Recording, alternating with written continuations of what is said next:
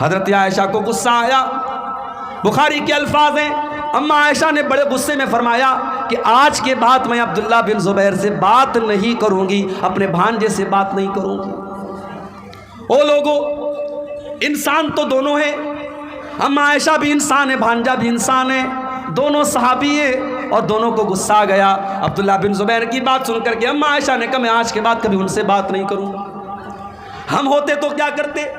ہماری خالہ اگر بول دیں ہم اپنے بھانجے سے بات نہیں کریں گے، ہم کہیں گے ہم آپ سے کم تھوڑی ہیں، آپ ہم سے بات نہ کریں ہمارا آپ کے بغیر کام تھوڑی رکا ہے، ہمارا تو مزاج ایسا ہے میرے بھائی. ہم سے کوئی دشمنی کر لے، ہم سے کوئی بات چیت بند کر لے، ہمیں کوئی فرق نہیں پڑتا. ہم کہتے تو شیر ہے، تم سوا شیر ہیں، ہم تیرے اینٹ کا جواب پتھر سے دیں گے. لیکن صحابہ کرام ایسے نہیں تھے میرے بھائی. اما عائشہ ناراض ہو گئیں، خالہ ناراض ہو گئیں. اور آپ جانتے ہیں کہ خالہ کا مقام بڑا اونچا ہے. جن کی خالائیں زندہ ہیں، میری ماں کا انتقال ہو چکا ہے لیکن میری تین خالائیں موجود ہیں. آج بھی جب اپنی خالہوں سے ملتا ہوں اللہ کی قسم مجھ کو اپنی ماں یاد آ جاتی ہے، مجھے اپنے نبی کی حدیث یاد آتی ہے، الخالۃ بمنزلۃ الام، خالہ ماں کے برابر ہوا کرتی ہے. اگر آپ کی خالہ ہے، اگر آپ کی موسی ہے، اپنی خالہ کی عزت کرو، اس کو ماں کے جیسا سمان دیا کرو. خالہ ناراض ہو گئی.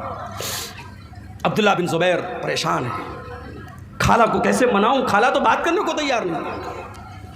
عبداللہ بن زبیر جانتے تھے کہ حضرت عائشہ اللہ کے پیارے نبی سے بہت محبت کیا کرتی تھیں، اور نبی کے انتقال کے بعد جو نبی کے رشتہ دار تھے، نبی کے چاہنے والے تھے، اما عائشہ ان سے بھی بہت زیادہ محبت کیا کرتی تھی.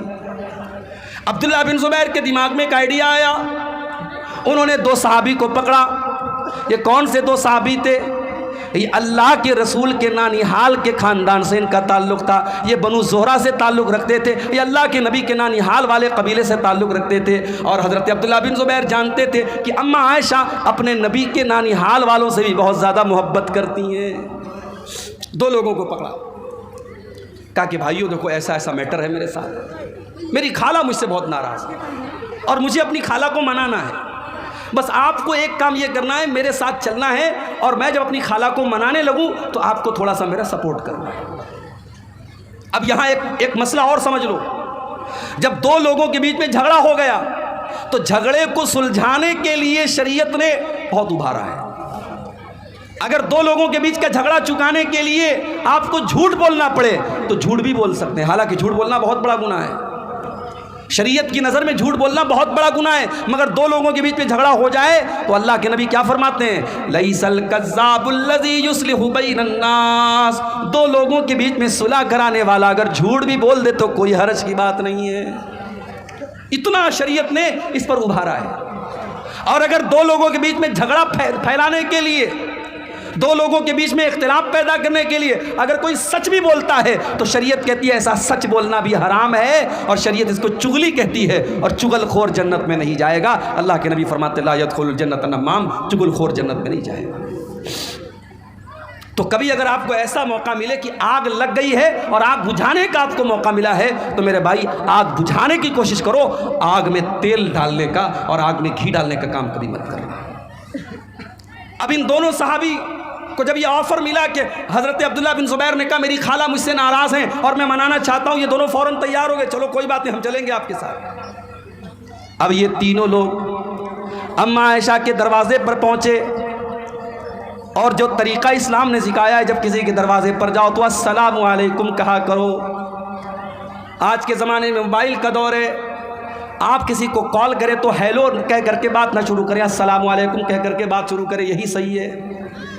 بھئی ہیلو کا مطلب کیا ہوتا ہے؟ ہیلو کا مطلب سنو، تو سنو کہنے سے بہتر ہے السلام علیکم کہ اس کے بعد بات شروع کریں. تو حضرت عائشہ کے گھر پہ یہ تینوں پہنچے، انہوں نے کہا السلام علیکم. اندر سے جواب آیا وعلیکم السلام ورحمۃ اللہ وبرکاتہ. ان تینوں نے کہا کہ اے اما عائشہ کیا ہم اندر آ سکتے؟ اندخل، کیا ہم اندر آ جائے؟ اما عائشہ نے کہا ٹھیک ہے اندر آ جاؤ. تینوں اندر داخل ہوئے. اما عائشہ کو پتہ نہیں ہے کہ عبداللہ بن زبیر بھی آیا ہے، میرا بھانجا بھی آیا ہے. ان تینوں نے کہا اے اما عائشہ کیا ہم سب آ جائیں؟ کہا کہ ہاں سب آ جاؤ. اندر گئے تو پردہ لگا ہوا ہے. اما عائشہ نے کمرے میں پردہ لگایا ہوا تھا. کمرے کے اس پار اما عائشہ بیٹھی ہوئی ہیں، اس پار یہ تینوں لوگ بیٹھے ہوئے ہیں. جیسے یہ تینوں لوگ پہنچے عبداللہ بن زبیر پردے کے اس پار جاتے ہیں اور اپنی خالہ کے گلے لگ کر کے رونے لگتے ہیں اور کہتے ہیں خالہ جان مجھ کو معاف کر دیجئے، مجھے وہ بات نہیں بولنی چاہیے تھی جو میں نے بولی ہے۔ غور کرو میرے بھائیوں، آج کے دور میں کون اپنی غلطی کو مانتا ہے؟ لیکن عبداللہ بن زبیر نے اپنی غلطی کو مانا، کہا خالہ جان مجھ سے غلطی ہو گئی، مجھ کو معاف کر دیجئے۔ اپنی خالہ کے گلے لگ کر کے رونے لگے۔ خالہ کہتی ہیں نہیں نہیں، میں نے بہت بڑی قسم کھائی تھی، میں اپنی قسم کو نہیں توڑوں گی، میں تجھ سے بات نہیں کروں گی۔ اماں عائشہ جب یہ بولنے لگی، ادھر سے یہ دونوں صحابہ کہنے لگے اے اماں عائشہ آپ تو نبی کی بیوی ہیں، آپ تو نبی کی بڑی چہتی بیوی ہیں، کیا آپ نے نبی کا یہ فرمان نہیں سنا؟ کیا آپ نے نبی کی یہ حدیث نہیں سنی؟ لا یحل لمسلم ان یہجر اخاہ فوق ثلاث، کسی مسلمان کے لیے جائز نہیں کہ اپنے مسلمان بھائی سے 3 دن سے زیادہ تعلق توڑ کے رکھے۔ اے اماں عائشہ آپ کا بھانجا ہے، آپ کی بہن کا بیٹا ہے، چلو مان لیا اس نے غلطی کر دی، اب معافی مانگ رہا ہے، آپ معاف کر دیجئے، اپنے بھانجے کو معاف کر دیجئے، اس سے بول چال شروع کر دیجئے۔ وہ دونوں ادھر سے ابھار رہے ہیں، ادھر سے عبداللہ بن زبیر گلے لگ کے رو رہے ہیں۔ آخر اماں عائشہ نے معاف کر دیا اور اپنی قسم کو توڑنے کی وجہ سے 40 غلام آزاد کیے انہوں نے کفارے کے طور پہ۔ اور جب بھی اس واقعے کو یاد کرتی تھی اماں عائشہ اتنا روتی تھی ان کا دوپٹہ ان کے آنسوں سے بھیگ جاتا تھا۔